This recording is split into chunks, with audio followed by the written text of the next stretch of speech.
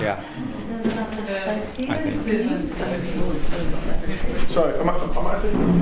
Can we just leave it on the table here? Yep, sure. Is it on? Yeah, it's on. It's recording. Okay. So if you can tell people that we're recording the meeting, is that okay? Yes. Yes.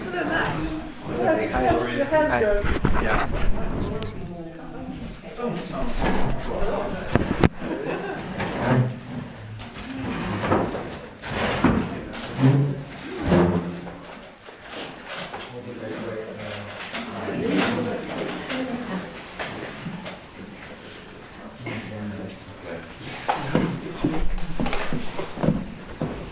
I think Matt's going to come in and join us, but I can make a start. So, Okay. Good afternoon, everybody. Welcome to Braziers. It's good to see so many of you, many familiar faces and one or two new ones as well. We are a school of integrative social research, as well as being one of the UK's oldest secular intention communities. We celebrated our 71st anniversary on Thursday, which is Armistice Day. We didn't do anything for it, but that was when it was. And we're currently home to around 20 people. As well as hosting festivals and weekend retreats, we have our own programme of courses and events, such as today's. Details of these can be found on our website. You can also subscribe to our newsletter there. And if you like, follow us on social media. Is everyone happy with being in this space together? Because we can open some windows for ventilation. We have one here. That's all right. If anyone feels chilly, there were some blankets over there. Yeah. So do make yourself comfortable before we start. And there's some hand sanitizer just outside the door there.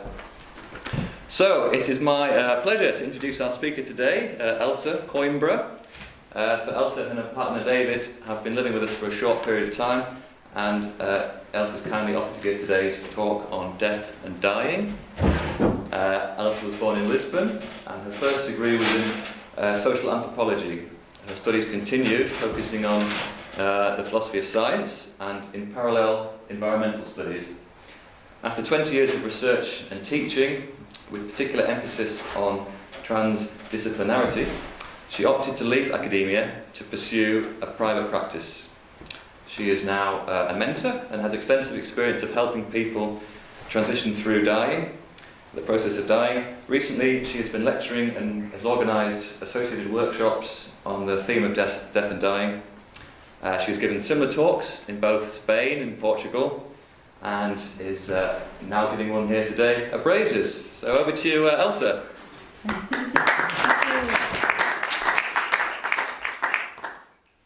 Thank you very much.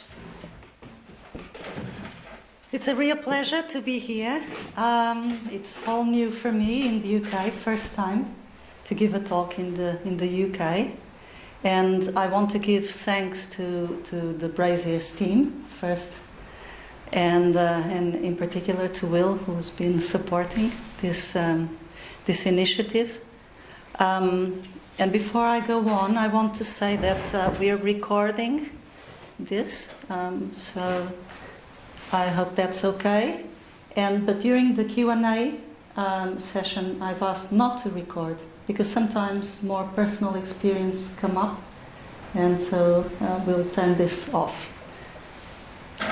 Okay, so I'll just give you an idea of the menu, what I had in mind for today, for our meeting.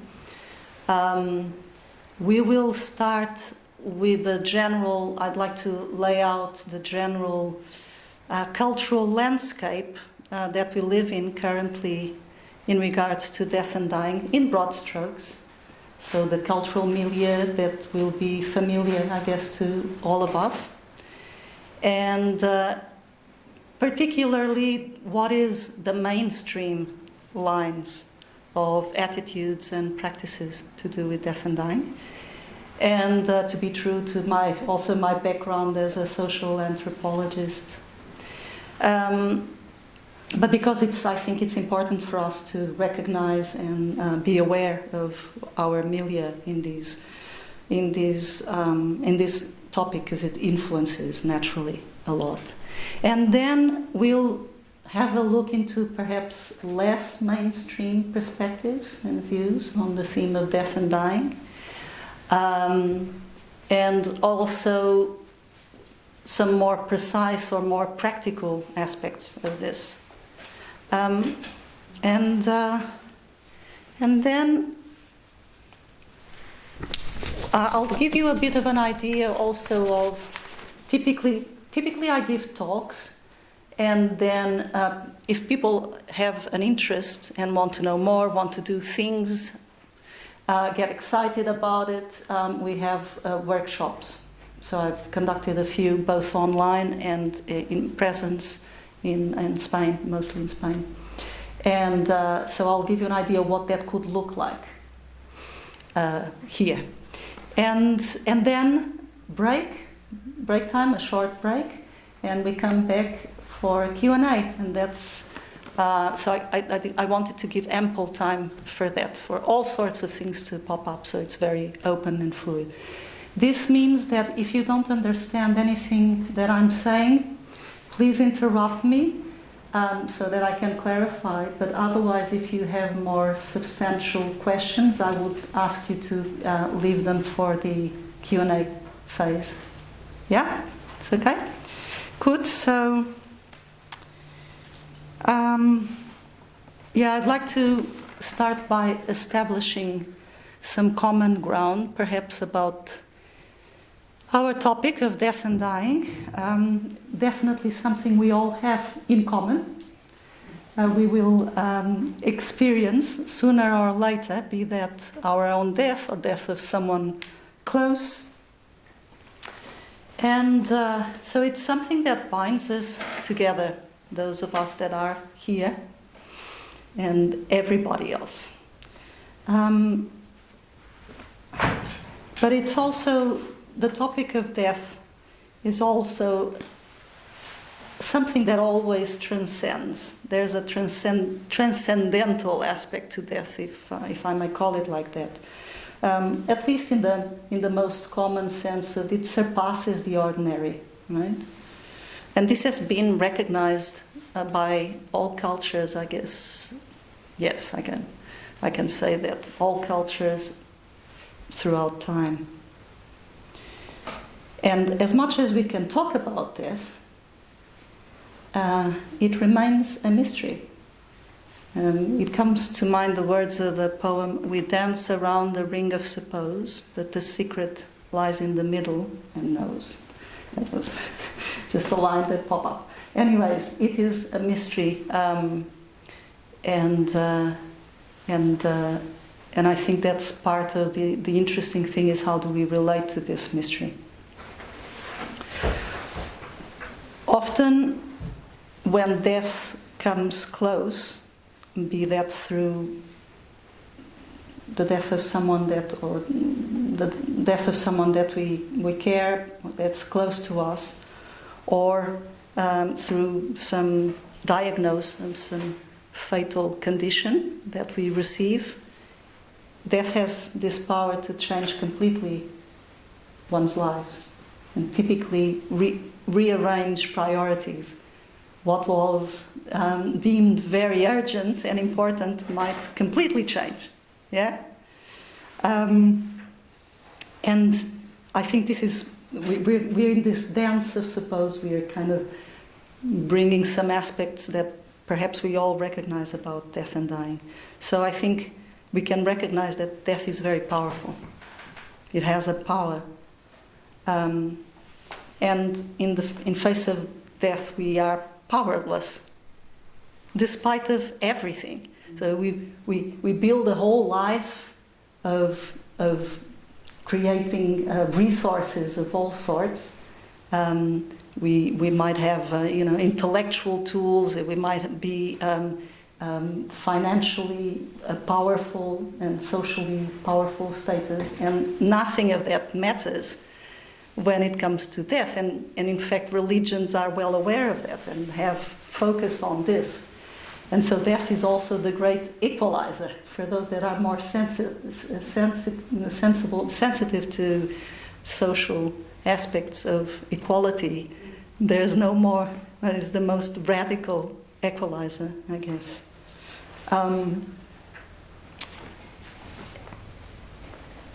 So it has this power to unclad. I often like to think like that. We build as we grow. We grow older, we grow wise in the ways of the world. We put these garments, but when we are close to death, it unclads. So we become like newborn babies in a way. And there is an affinity between those that die and the newborn. In fact, in Spanish, I often present my work as a kind of midwife, only on the other end.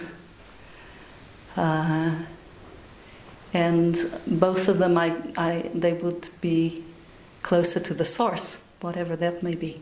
Yeah. So, how do we relate to this power, to the power of death? Avoidance, fear, curiosity, surrender, or even devotion? And does it make a difference? Well, the attitude with which we face death may well be our last existential statement on Earth. And I'd like to share, many years ago, I think I was 12, I read a book that some of you might be familiar, Carlos Castaneda, and his learnings with Don Juan, an Indian Nagual shaman. And he was explaining to his bewildered pupil, Western pupil, that a spiritual warrior that has accomplished something in his life will have a boon. Just before he dies, death stops to see him or her dance, his last dance. And I thought this was so cool. Like, this is the ultimate, it's so cool, so cool. So,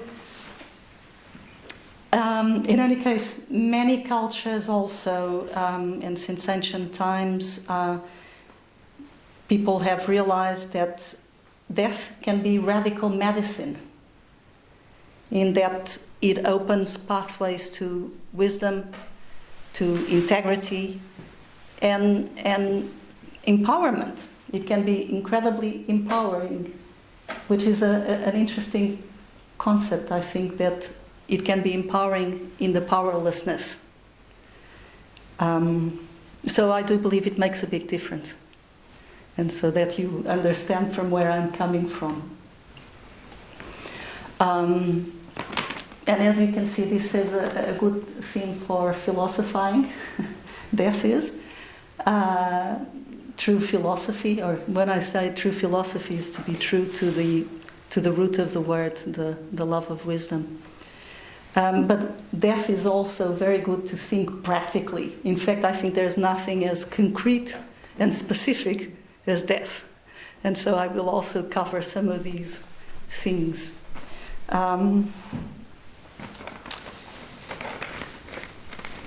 So now I'd like to go more into the cultural milieu and see if you recognize some of these. Of course, all of these topics are good for later discussion. You might agree, disagree, and yeah. So it's since the 90s. There's been a lot of work being written about death and dying. It started more in social sciences, but now generally there are many interesting things being written. And within that field, there is ample agreement that we, when I say we, is modern, postmodern, post-industrial societies, such as the ones we live in, live in a kind of death denial, in a state of death denial. And I want to make a distinction. I'm not talking about oblivion of death.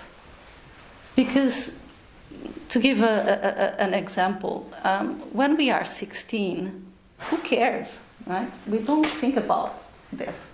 Basically, we will live forever. And that's why I think my teacher said that the gods are always 16. They're immortals, yeah? But that's not what I'm referring to. So that's what I'm referring to is a belief system in particular, something in the background, a kind of signal, silent signal, that death is the end of everything. Period. Nothing else. And it has no intrinsic meaning whatsoever.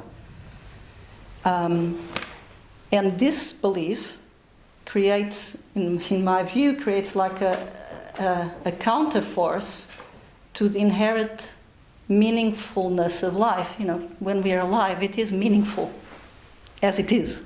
Yeah? So this belief counteracts and negates, as it were, life's meaning.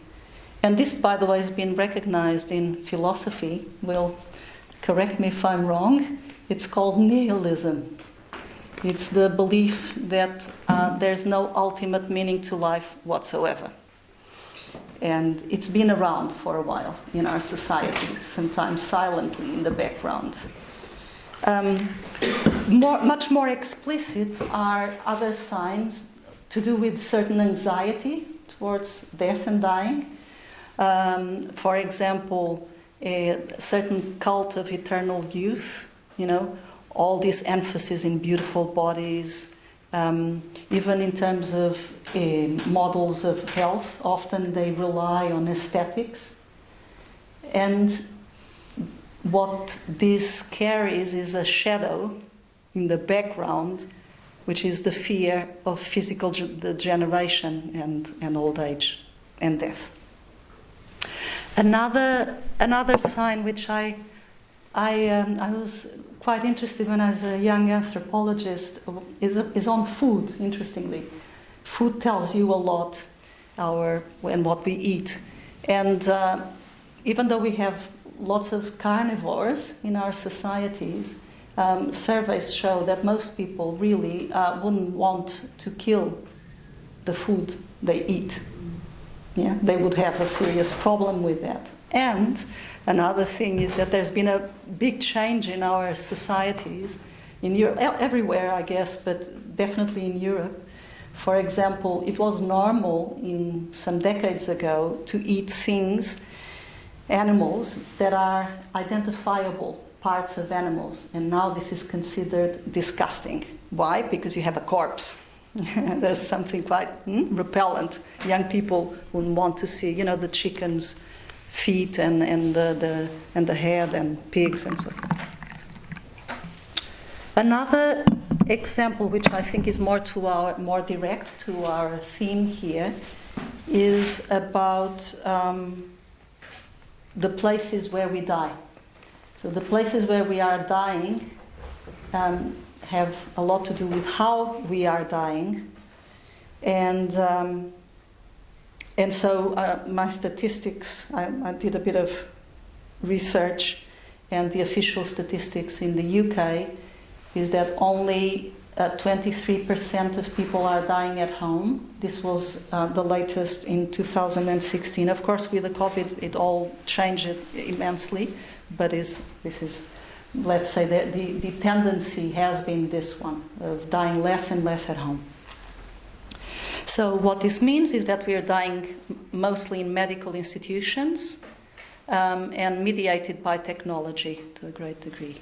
In fact, as mediators, we can say doctors have become the great mediators between life and death.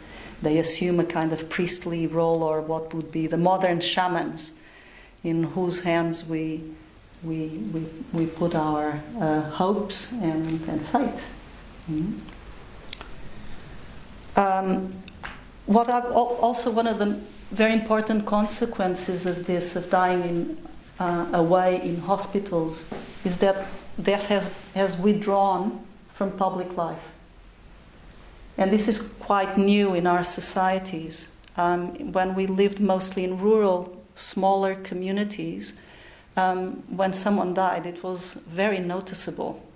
and people would often visit family, relatives. So it was a communal thing. It was shared, and this is changing quite dramatically.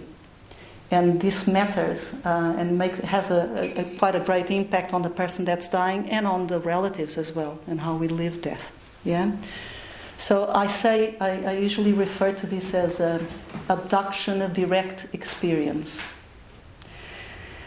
And sure enough, we have lots of contact with death through the screen. Yeah. In the news, in films, video games, and all of that. But for those of you who perhaps have had experience of accompanying someone dying, it's very different. I think it's very different. So, in broad strokes, here's a scenario. Yeah. So the question could be, why this change? Yeah. Why this change, and why has death became so problematic in a way? I think the denial of death and pushing it away from our lives is a direct consequence of a materialistic worldview, of a cosmology. I call it a cosmology, materialistic cosmology. By materialism, I want to be very specific. It means the belief system that existence and human existence radicates in the physical. So ultimately, everything we do is some sort of physical phenomenon. It could be chemical, it could be something of that nature. And of course, cosmology means, I'm not good at all with definitions, but means models that give that make reality intelligible, and also place us in that reality. Where is our place? So this is a cosmology.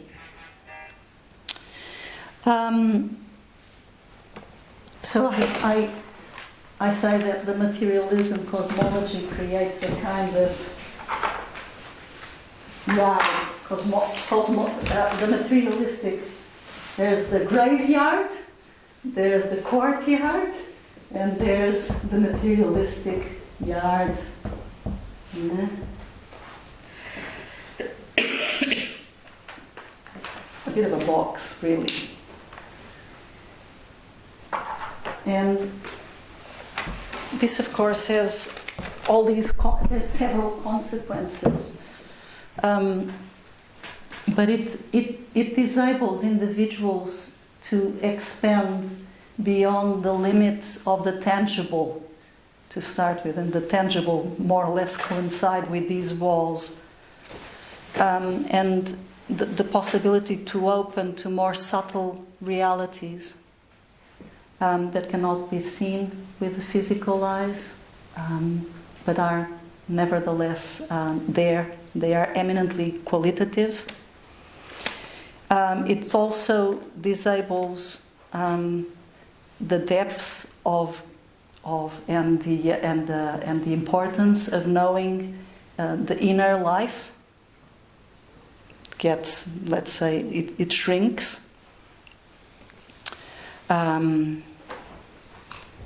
And that this, for sure, of course, there is the physical plane, undeniable, but this is just one plane of a very rich, multidimensional reality, which is wonderfully mysterious, and where, in my view, being is boundless. There's no walls whatsoever, which is a bit scary.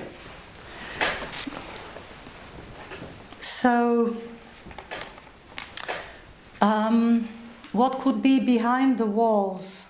And that's not strictly subjective, not strictly a whim of your imagination or of your fantasy. I'm going to stop here, and I'm going to ask who has accompanied someone dying? Who has gone through the process? Okay. Yeah. All right.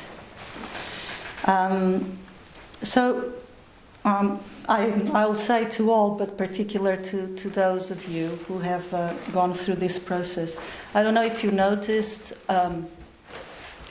just immediately after the person dies, there is a sense of great stillness. Things become incredibly still. It's a kind of palpable silence. It's not a physical silence. It's not because nobody's talking or there's no noise. It's something slightly different, a bit different. And have you anyone noticed this kind of silence after someone passing away? Mm-hmm. Yeah? Mm-hmm. You don't even need to be in the room. So but there's a. So, how do we deal with this sort of solemn silence? These and there are many other experiences that one can have when accompanying dying people, which are out of the ordinary in a certain way, just like death is. You know? That's transcendent aspect, the out of the ordinary. And every culture has had values, ideas, rituals, and just cultural tools to celebrate death, to celebrate this great event. And in so doing, in this recognition, it anchors it in life. It brings it to life and gives it meaning. And of course here we see the other type of wave. You give meaning to the event and that brings meaning to life. It's a kind of wave. It would be almost like this, like a lemniscate sort of movement. Yeah? Which, incidentally, it's the symbol of infinity in mathematics.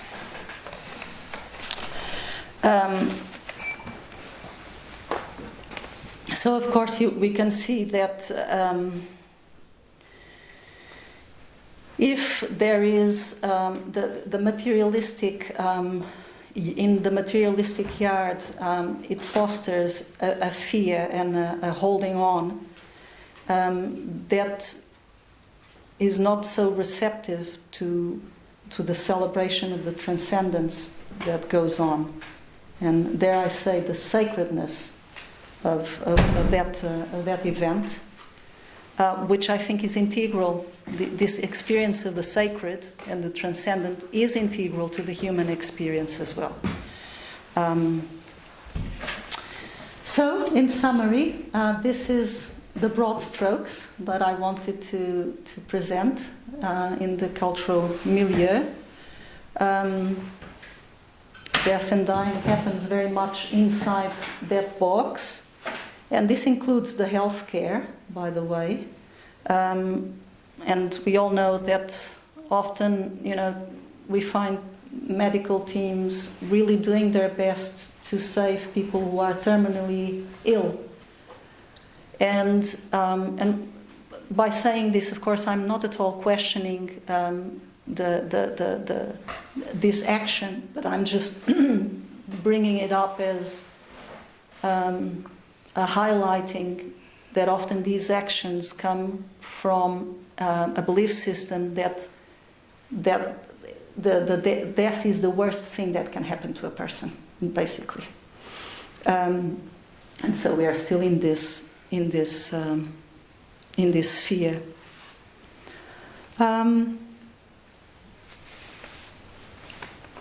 So, follow-up question would be, what's beyond these walls, and how to go across, if we want to go across and have a look outside. Of course, I have absolutely no recipes for that, but I feel there are two really good ingredients. One is to keep critical awareness of what goes on around us.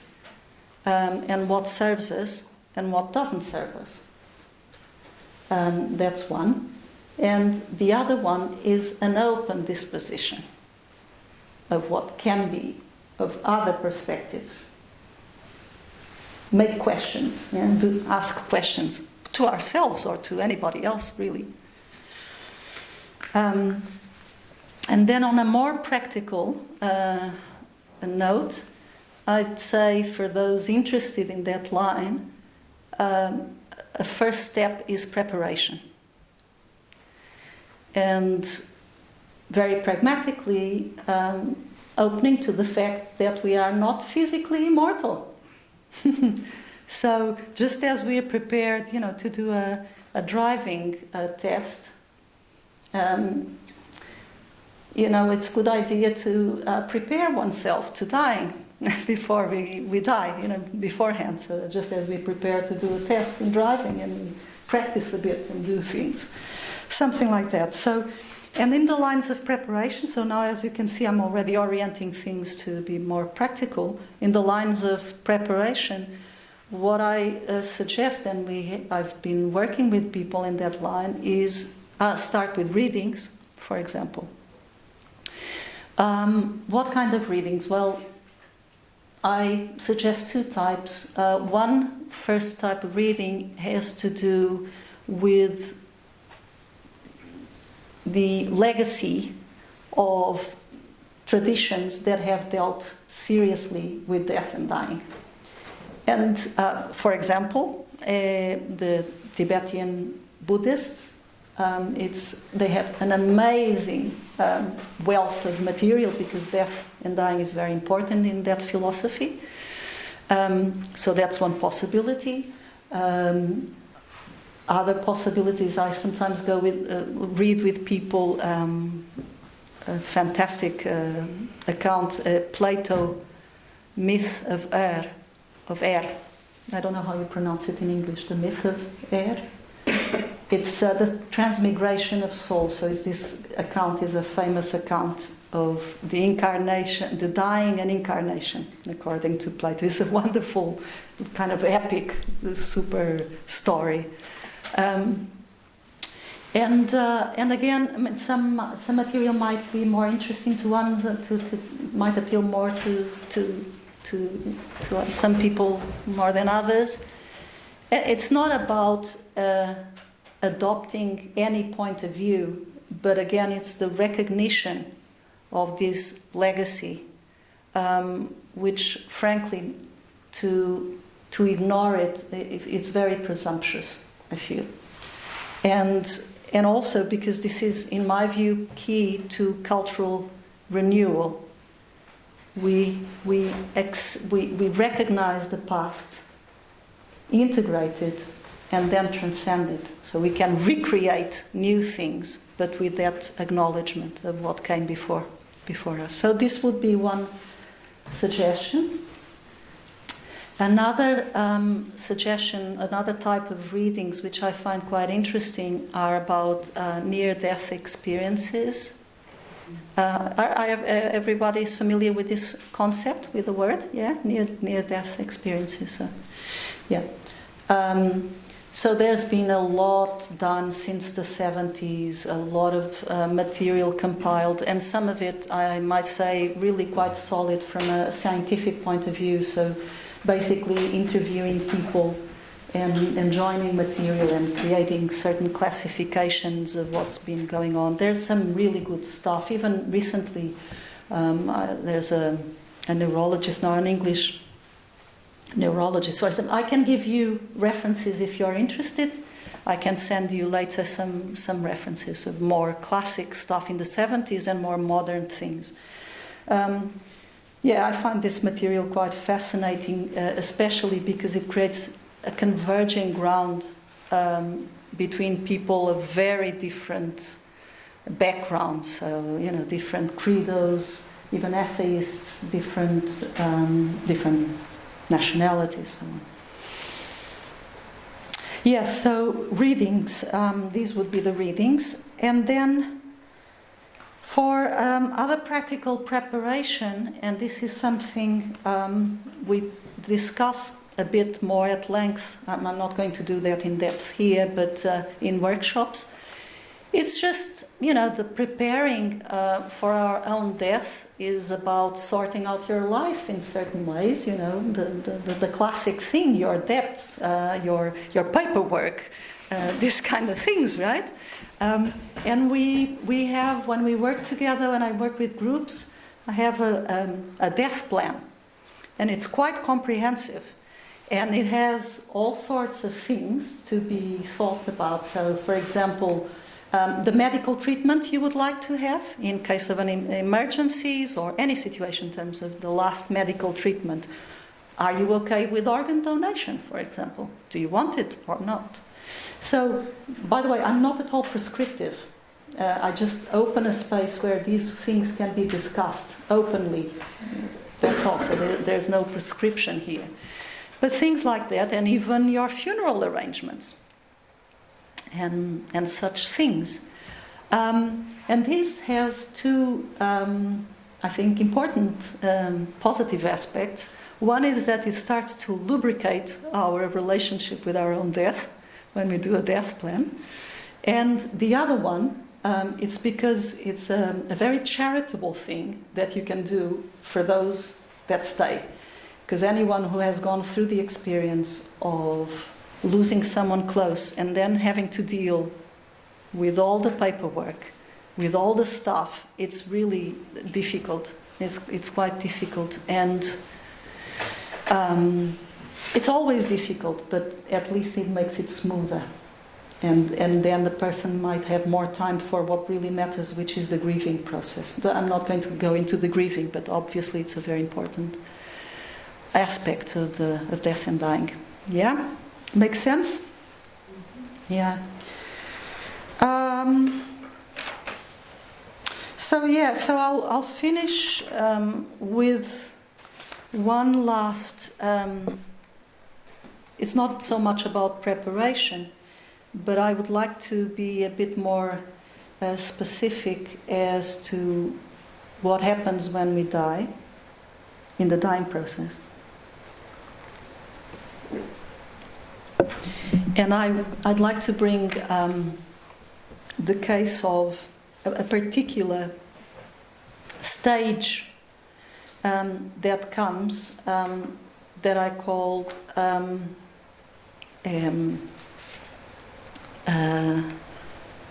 the pre-death opening. And like the name indicates, it comes just before people die. And just before can mean different things. It doesn't mean 2 minutes before. It can be 2 months. It can be even a year. Every case is a different case. By the way, just between brackets, a short preamble. Most traditions that have looked into death and dying are very aware that dying happens in phases. They describe these phases in somewhat different ways, the Egyptians, the Tibetan Buddhists, and so forth. But there are phases. So this is a phase, but just before. And of course, also the name says the pre-death opening. By opening, I do not mean just a resignation. Oh, okay. It can have quite a metaphysical gravitas. It depends. So I'll describe it, and maybe those of you who have accompanied you might find this familiar. Okay. So a typical situation is the person that's dying is going through difficulties, physical difficulties, suffering, pain, whatever it's causing the ailment. And at some point it enters as if it was the eye of the storm. And there's a great calmness in body and mind. And often these symptoms disappear. There's a kind of strange recovery. It's like the person isn't sick anymore. And this can be relatively fast or last a few days. Some people even shine. There's really a great, it's like a glow. There's a whole glow of peace and well-being. It can also happen that people doze and go, either they sleep, they close their eyes, and when they return, they're sharing something that's very important for them. And that could be, I've seen my parents there waiting for me. Or there's angels in the room. The descriptions can vary, but people feel very strongly about this, typically. Not too long ago, I had an interesting case. A man, he was an inveterate communist, so historical materialism, atheist. And when he had one of these moments, and when he came back, his daughter, my friend, was with him. And he said, oh, you need to listen to this. This is really important. Like, this is real. I had these beings coming, and they took me to a boat, beautiful boat, and then I was going into the waters, and there was an island, and they said, you're going to go into this island. It's okay. It's all okay. And the space was beautiful. It was very much like these legends, the Celtic legends. But the point here, it can have many different expressions. The point here is also that sometimes these accounts are interpreted by those around them as hallucinations, or because people, dementia or something of that nature. And not necessarily so. If one is sensitive enough to listen carefully to the state, it's not just what people say, it's from where they are speaking from, no? You say, So why am I saying this? Because if you accompany someone and this happens, it is important to acknowledge this in some way.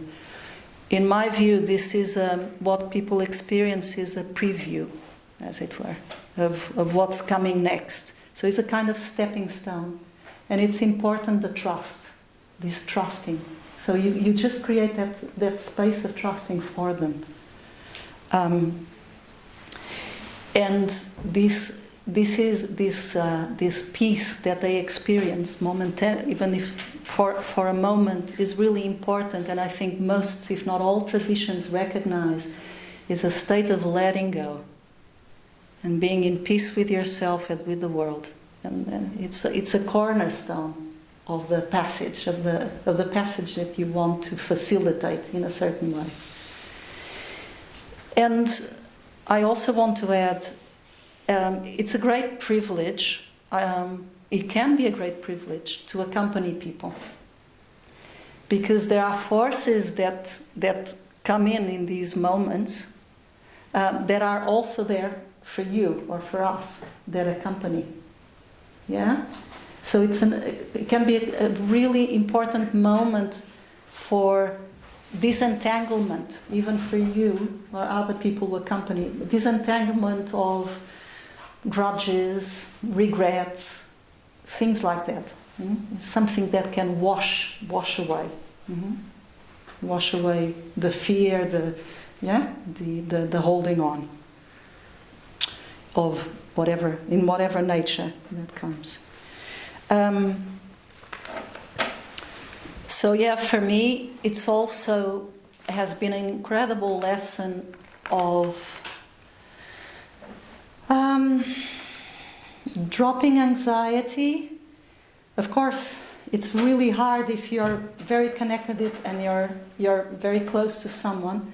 You also need to let go. It's not just the person that's dying, it's the whole letting go. And also the not fixing, because sometimes people are suffering and your tendency is to want to do something about it. But at some point there's nothing you can do, really. Yeah, that's it, And I hope I'm not misunderstood by saying, for me, it has been a lesson in obedience, what I call obedience. And obedience doesn't mean to bow down to anything, but it's to follow the grain of things as they are. Yeah? And this, by the way, is also that incredible tempo, that death, you know the end is near, but you don't know exactly when it's coming, and you just have to go with it, with that. Death has, for me at least, is one of these incredible, strange sense of accuracy. It will come in the right moment, even though I have no idea what that right moment is. Yeah? So it's a bit of, reminds me of the kairos, kairos, the concept in Greek, with myth and philosophy, kairos as the right time. In Christian theology, I think it's when God acts. It's the right time, intersects the chronological time, of one's life. So, boom! So it's like it's incredible, really. I'm just sharing a bit my own experience. People might have different experiences about this, but it's always incredibly humbling.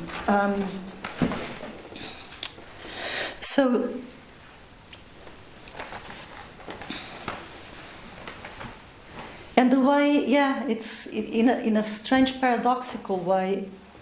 The surrendering brings life into this process.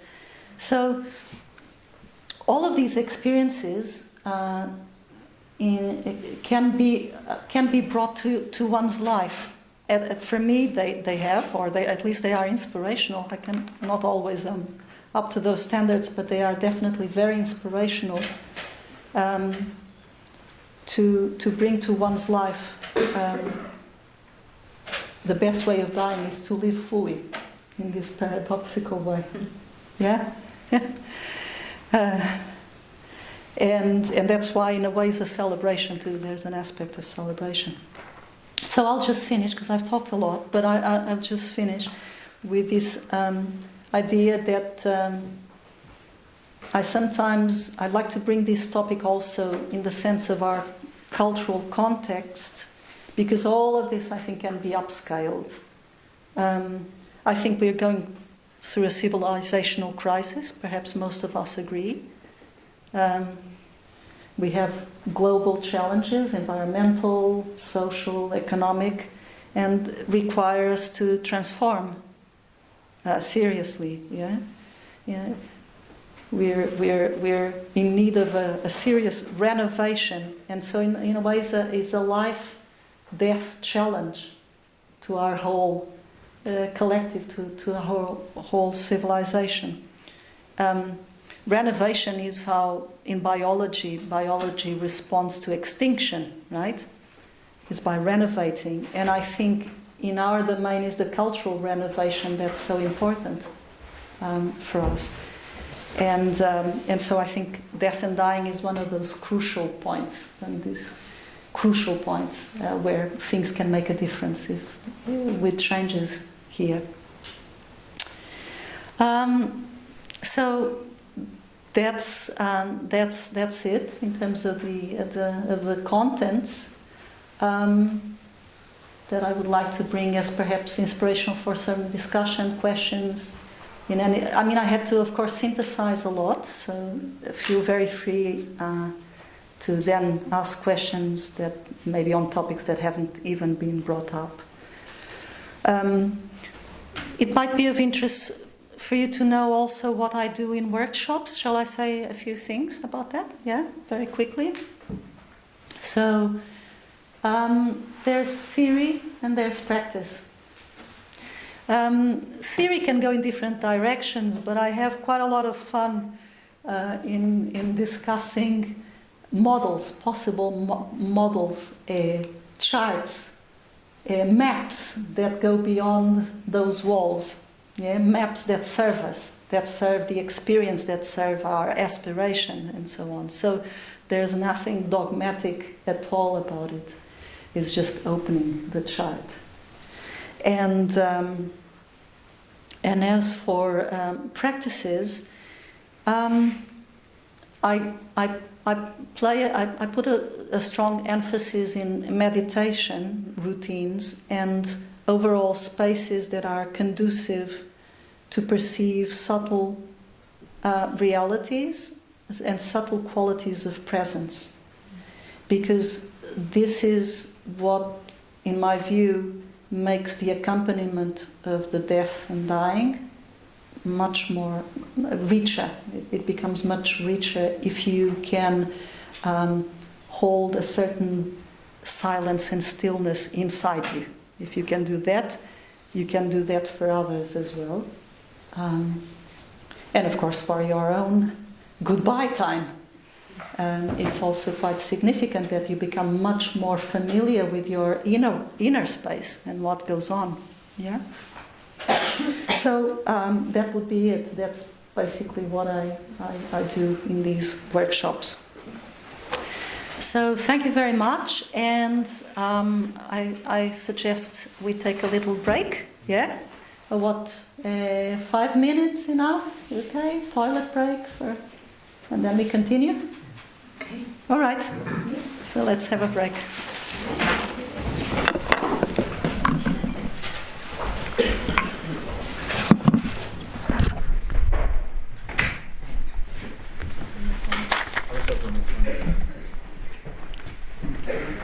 Yep.